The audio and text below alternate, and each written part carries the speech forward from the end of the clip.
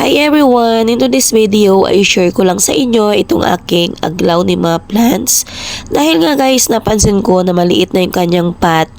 At for sure guys ay yung kanyang mga roots ay sakop na ito or kumbaga mas mahaba or malaki na. Yung mga aglaw ni pala natin guys, malalaki yung mga roots nila. Kaya lagi natin i-check at iripat agad pag napansin natin na ganito.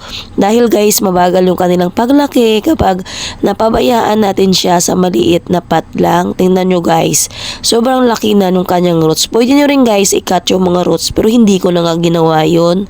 Sa lahat ng aglaw ni lagyan natin nire-repat ko, hindi ko na kinakat yung mga roots niya. At naisipan ko na lang guys, nadadagan na ng soil.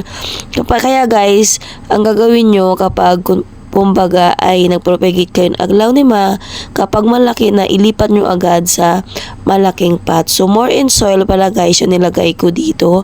Huwag natin agad paarawan kapag tayo nagripat kasi nga mabilis mag-brown yung leaves niya.